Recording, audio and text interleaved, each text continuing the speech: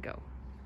All right, we're talking butterfly pull-ups. Now, usually what we say is you should have about 15 unbroken keeping pull-ups if you want to do butterfly, just so we kind of have some strength in the shoulders. The other thing to think about butterfly is you kind of want to get the movement down pat before we kind of add them into the workout. So something simple would be like doing 3 to 5 reps every 30 seconds for, I don't know, 5 or 6 sets or something like that, just to kind of get the rhythm. But a couple things we want to think about with the butterfly. I know in a lot of videos they talk about making like this half circle approach where they come here and you kind of do this.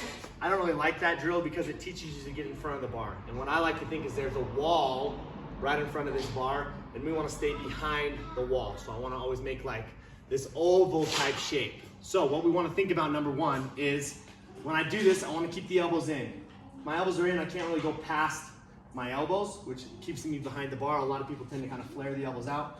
And then that's when they get this big long circle where they're coming through.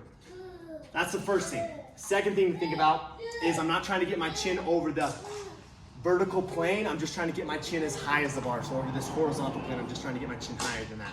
So the first problem we see is that people try to have this big kip where they jump behind the bar. Instead, we want to be underneath the bar when we start this kip.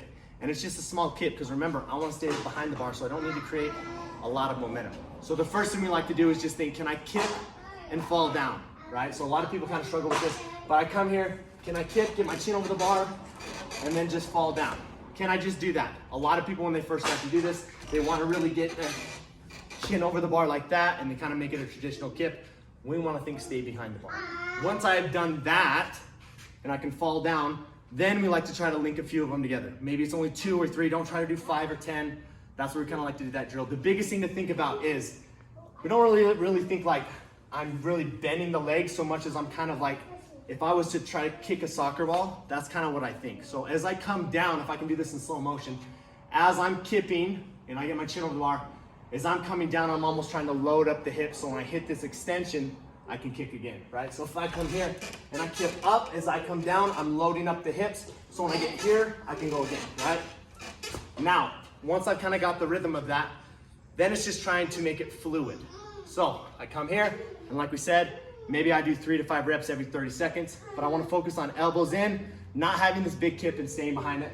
And then we just want to try to be smooth with it, right? Get my chin over the bar. Like we said, a lot of people, when they're new, if you watch like my legs, they have a lot of leg movement. Well, they'll come here and it's like, and that's just a lot of wasted effort. So the goal would be over time to try to keep the legs straight, right? Just keep them straight underneath you. Keep the elbows in, and that's kind of what we see or want to see with the butterfly pull.